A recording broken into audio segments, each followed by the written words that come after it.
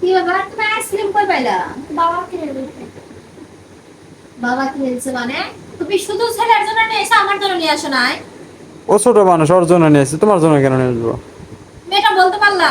তে, একটা আইসক্রিম কিনে দাও না। একটা করে আইসক্রিম। টাকা নাই, টাকা নাই, সরো।